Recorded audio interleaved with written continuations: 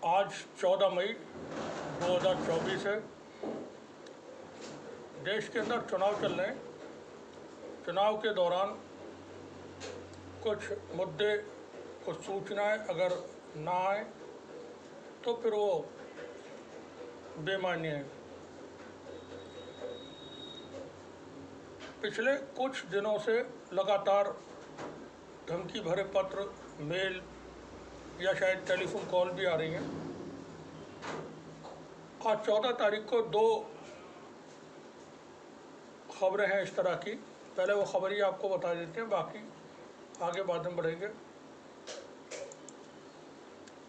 पहली खबर है, दिल्ली के स्कूलों के बाद अब अस्पतालों को बम से उड़ाने की धमकी मिली है। विस्तार से खबर जान लें। दिल्ली में एक बार फिर बम से उड़ाने की धमकी मिली है।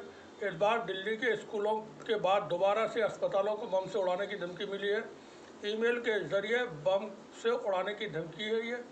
इससे पहले दिल्ली में स्कूलों, अस्पतालों, एयरपोर्ट और उत्तर रेलवे की CPRO बिल्डिंग को बम से उड़ाने की धमकी मिल चुकी है। ये आज 14 तारीख की खबर है।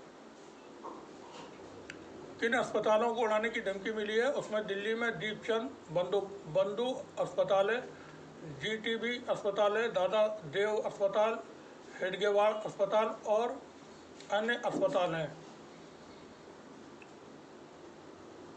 दिल्ली के जो फायर ब्रिगेड है उन्होंने यहाँ पर तलाशी अभियान चलाया और तलाशी वगैरह ली गई। पहले भी मिल चुकी है बम से उड़ाने की धमकी। ये इतवार को मिली थी, यानी 12 तारीख को। 12 तारीख की खबर भी आपको बताएंगे। दिल्ली के 20 से 80 ज़्यादा अस्पतालों, IGTI, इंदिरा गांधी एयरपोर्ट, उत्तर रेलवे, इनको बम से उड़ाने की धमकी मिली थी। आरोपी ने सभी जगह ईमेल कर यहाँ बम रखा होने की सूचना दी थी। जो भी कोई मेल करता है, धमकी देता है, उसने मेल करके। ये जानकारी दिल्ली पुलिस की तरफ से वरिष्ठ अधिकारी ने दी थी। बताया था कि 3:04 पर दिल्ली के 20 अस्पतालों के अलावा IGTI और उत्तर रेलवे के CPRO दफ्तर को बम से उड़ाने का मेल प्राप्त हुआ है। मेल ये कोड ग्रुप 03@babel.com से भेजा गया है। शुरुआत में संजय गांधी अस्पताल और बराड़ी अस्पताल प्रशासन ने ईमेल देखकर पुलिस को खबर दी। 3 मई को दिल्ली के नागलोई इलाके में बम होने की सूचना से हड़कंप मच गया था। पुलिस मुख्यालय में मेल के जरिए बम होने की धमकी मिली थी। 3 मई को पुलिस ने जांच पड़ताल के बाद इस मेल भेजने वाले का पता लगाया। मेल एक नाबालिग ने भेजा था। पुलिस ने आरोपी को पकड़ा था। इससे पहले एक साथ दिल्ली में 200 स्कूलों को बम से उड़ाने की धमकी मिली थी। ये हमने आपको कुछ जानकारियाँ दी। आज ही की ये खबर फिर अभी आई है शाम के वक्त में। स्कूलों, अस्पतालों, एयरपोर्ट के बाद अब दिल्ली के तिहाड़ जेल को बम से उड़ाने की धमकी मिली है। ये आज की सेकंड बड़ी खबर है और पूरा इसका खबर हम पढ़ के सुनाते हैं आपको। स्कूलों, अस्पतालों और एयरपोर्ट के बाद अब दिल्ली में तिहाड़ जेल को बम से उड़ाने की धमकी मिली है। जेल प्रशासन ने तलाशी अभियान चलाया, लेकिन जांच में कुछ भी संदिग्ध नहीं मिला।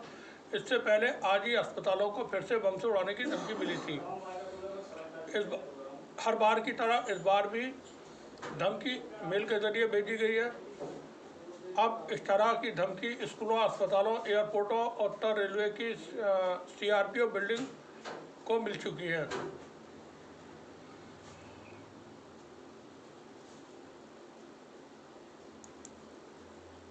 लेकिन देश में चुनाव चल रहे हैं, जैसा हमने बताया, और उसमें ख़ास मुद्दे अगर न हो, धमकियां इस तरह की हासिल न हो, ऐसा देखने को मिला नहीं कभी। 2019 के लोकसभा चुनाव याद होंगे आपको। दिल्ली में भयानक सांप्रदायिक दंगे हुए थे। वो CA/NRC का दौर था। दिसंबर जनवरी CA/NRC के प्रोटेस्ट हो रहे थे और उसी दौरान फिर दिल्ली के अंदर बहुत भयानक सांप्रदायिक दंगे हुए थे। दंगों में काफ़ी नुकसान हुआ था। बहुत लोगों की, 50 से ज़्यादा लोगों की उसमें मौतें हुई थी। प्रायोजित दंगे थे पूर्ण रूप से। और उसमें एक मंत्री की तरफ से, केंद्र सरकार में जो आज भी मंत्री हैं, उनकी तरफ से भी उस दौरान आपने नारे सुने होंगे, गोली मारो। ये उसी दौरान के थे जो CA/NRC का प्रोटेस्ट चल रहा था, उन्होंने ये नारे दिए थे। उस वक्त देश के गृह मंत्री माननीय श्री अमित शाह ने कहा था कि दिल्ली के दंगों के लिए दंगाइयों को दिल्ली के बाहर से बुलाया गया था, जिनकी संख्या उन्होंने 300 से ज़्यादा बताई थी कि 300 से ज़्यादा लोग दिल्ली के बाहर से बुलाए गए थे दंगा करने के लिए। मगर वो कौन दंगाई थे जिनका जिक्र गृह मंत्री ने किया था, कभी खुलासा नहीं हुआ। जब भी चुनाव हुए तब खबरें आती थी कि पाकिस्तान से आतंकवादी आ चुके हैं, दिल्ली में घुस गए हैं। उनकी संख्या भी टेलीविज़न वाले, मीडिया वाले बता दिया करते थे। चुनाव होने के बाद वो आतंकवादी कहाँ गायब हो जाते थे, कभी पकड़े नहीं जाते थे। किसी के बारे में कोई खबर नहीं होती थी और मीडिया भी नहीं बताता था कि वो जो गेस्ट आए थे आतंकवादी चुनाव के दौरान, जिसको लेकर के अलर्ट भी जारी होते थे और मीडिया में उस पर खासी गर्म खबरें होती थी, उनके बारे में कभी ये नहीं बताया जाता था कि चुनाव के बाद कहाँ गायब हो जाते हैं। हम ये बिल्कुल भी नहीं कह रहे हैं कि जो धमकियाँ आती हैं वो अफवाह होती हैं, पर बहुत बार ऐसी जानकारियाँ सही भी होती हैं। लेकिन जो देखने को मिलता रहा है वो यही कि नया साल हो, कोई त्यौहार है, होली है, दीपावली है, ईद है, क्रिसमस है, न्यू ईयर का मौका है, ऐसे मौके हों, या 15 अगस्त है, 2 अक्टूबर है, ऐसे मौक़ों पर राष्ट्रीय जो पर्व के हैं, चुनाव के वक्त में अक्सर धमकी भरे पत्र, कॉल और मेल आते रहे हैं। अब सवाल ये है कि ये दहशत फैलाने के पीछे जो खबरें इस तरह की आती हैं, उनके पीछे होता कौन है? सब जानते हैं वो कौन सी शक्तियां हैं, मगर बोल नहीं सकते। जानते हैं कि जो भी बोलेगा उसका हाल हरेन पांड्या और जज लोया जैसा होगा। ये बात आप गौर फरमाएं, जो भी बोलेगा उसका हाल हरेन पांड्या या जज लोया जैसा होगा। डर की वजह से, जानकारी होने के बावजूद लोग नहीं बोलते हैं कि धमकियाँ कौन देता है। विदेशों से मेल आते हैं, विदेशों से टेलीफोन कॉल आती हैं, देश के अंदर से मेल आते हैं, देश के अंदर से कॉल आती हैं, चिट्ठियाँ डाली जाती थी पहले।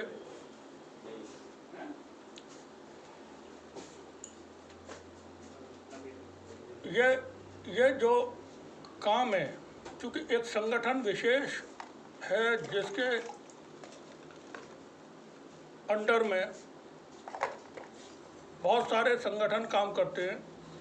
हर संगठन का काम बटा हुआ है किसको क्या काम करना है।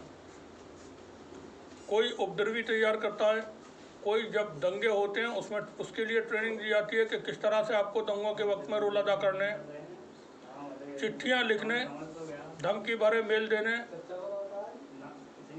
कॉल करने, ये सारे काम भी उसी संगठन के विशेष लोगों के द्वारा किए जाते रहे। भारत में जैसे हिंदू महासभा है, विदेशों में हिंदू स्वयं सेवक संघ है, ये क्या काम करते हैं आप लोग सोचें। क्योंकि बहुत सारे एलिगेशंस बड़े लोगों के ऊपर आते हैं, इसलिए ज़बान बोलने से कोताही होती है। सोचना पड़ता है कि बात कहाँ तक की जाए और किस हद तक रहना चाहिए। देश के अंदर एक दौर था 1992 के बाद, जब तमाम आतंकवादी घटनाएं होती थी। घटना होने के तत्काल बाद मीडिया में, जो प्रायोजित मीडिया है, पेड मीडिया है, वो खुलासे कर दिया करता था कि ये आतंकवादी कौन है, इनके तार और हाथ और पैर कहाँ तक इनके जुड़े हुए हैं, और एक वर्ग विशेष, एक धर्म विशेष के लोगों की गिरफ्तारी हो जाती थी तत्काल। आगे चल के जब उड़ीसा में आतंकवादियों ने हत्याएं की ईसाई समाज के लोगों की, वहाँ चर्च और आबादियों को जला दिया, जघन्य नरसंहार हुए, दर्जनों ईसाइयों को वहाँ कत्लेआम किया गया। उसके बाद मुंबई एटीएस की एक टीम बनाई गई थी, हेमंत करकरे, विजय सारस्कर और कई सारे लोग उसमें शामिल थे। उन्होंने यह खुलासा किया था कि कौन लोग हैं आतंकवाद के पीछे, और उसमें बड़े बड़े लोगों के नाम आए थे। यहाँ तक कि कर्नल पुरोहित, अदालत में उसने बयान दिए जिसमें इंद्रेश कुमार और मोहन भागवत का नाम भी लिया गया।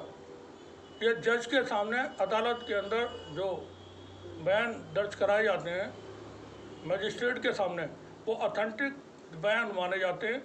पुलिस के सामने दिया गया बयान, उसकी अहमियत कोर्ट के अंदर नहीं होती है, उसको सत्य नहीं माना जाता, लेकिन मजिस्ट्रेट के सामने जो भी बयान दिया था वो सत्य माना जाता है। तो कर्नल पुरोहित और असीमानंद वगैरह जो आरोपी उस दौरान गिरफ्तार हुए थे, उनके जज के सामने ये बयान है, और इसका खुलासा, इसकी जानकारियाँ मुंबई हाई कोर्ट के जज जस्टिस DB पाटले ने अपने कई सारे बयानों में, यूट्यूब पर आप देख सकते हैं, उन्होंने खुलासे किए। उन्होंने यहाँ तक बताया कि मेरी जानकारी में है, मेरे पास इस बात के सबूत हैं कि मोहन भागवत ने 24 करोड़ रुपए पाकिस्तान की आतंकवादी खुफिया एजेंसी ISI से लिए हैं। ये एक जज का आरोप है। उनके वीडियोस मौजूद हैं, और जज साहब ने पिटीशन भी दायर की बाद में इसको लेकर के। मुंबई पुलिस के कमिश्नर, पूर्व कमिश्नर SM मुशर्रफ, उन्होंने किताब लिखी हु किल्ड करकरे, और उसमें तमाम तरह की बातें फिर सामने आई कि करकरे, जिन आतंकवादियों ने मुंबई पे हमला किया था, नरीमन पॉइंट और ताज होटल वगैरह पे, उन लोगों की गोली से हेमंत करकरे नहीं मरे थे, बल्कि उनको अन्य लोगों ने उनकी हत्या की थी। तो कॉन्स्पिरेसी जो होती है, अब ये जो हम उसी पर आते हैं कॉन्स्पिरेसी पर, ये जो मेल आ रहे हैं, ये चुनाव का वातावरण गर्म करने के लिए, माहौल गर्म करने के लिए, लेकिन इसको संजीदगी के साथ एजेंसियां लेंगी, ले रही होंगी, क्योंकि कभी कभी भेड़िया, ये जो बातें होती हैं कि भेड़िया आया, सचमुच में भेड़िया ना आ जाए, इसलिए निगरानी रखना पड़ती है, एहतियात बरतना पड़ती है, चौकन्ना रहा जाता है। एजेंसियां चौकन्ना हैं, एहतियात बरत रही होंगी, जाहिर सी बात है, नज़र रख रही होंगी। ट्रक के पीछे लिखा होता है नज़र हटी और दुर्घटना घटी, तो एजेंसियां ऐसा काम नहीं करती हैं कि वो नज़र हटाएं, मगर फिर भी इस तरह की सूचनाएं आती रहती हैं।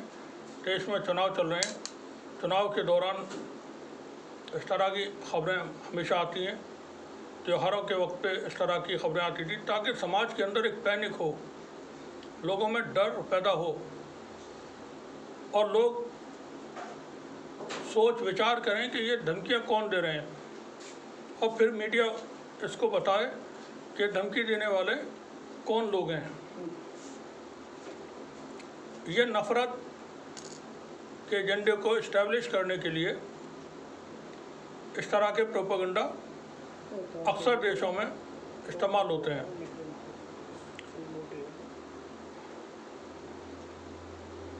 फिक्र की बात है ये, जो धमकियां भरे पत्र एक दिन के अंदर 2-2 बार अस्पतालों को उड़ा देंगे, रेलवे स्टेशन उड़ा देंगे, सरकारी इमारतों को उड़ा देंगे। कोई मजाक बनाया हुआ है? तिहाड़ जेल को उड़ाने की धमकी आ रही है।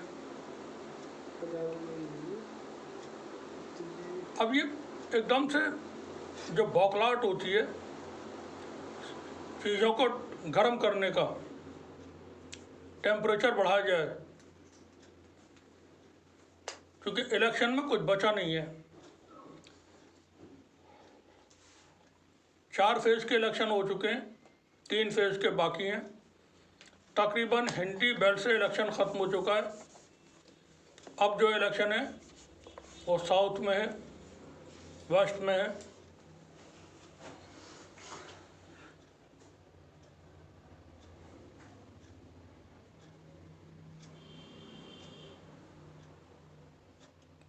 अचानक से ये धमकियाँ, हम को रिलेट करने की कोशिश नहीं कर रहे हैं, मगर ऐसी जो बातें होती हैं उसके पीछे अल्टीमेट कुछ मकसद होते हैं ताकतवर लोगों के, वो बताने की हम कोशिश कर रहे हैं। हरेन पांड्या गृह मंत्री गुजरात, मुख्यमंत्री नरेंद्र मोदी थे तब गृह मंत्री की हत्या हो जाती है। आज तक ये जानकारी सही किसी को नहीं है। वो हत्या में सोहराबुद्दीन, उसकी बीवी कौसरबी और तुलसी पति को शामिल करके मामले का निपटारा हो गया था।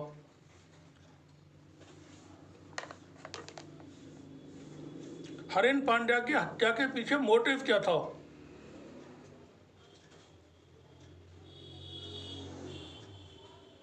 और क्या कौसरबी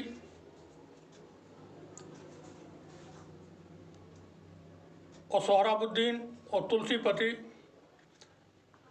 ये इस लेवल के लोग थे कि एक गृह मंत्री की हत्या कर रहे हैं? बहुत सारी चीज़ें, देश के अंदर बड़े बड़े विद्वान लोगों की हत्याएं हो गई।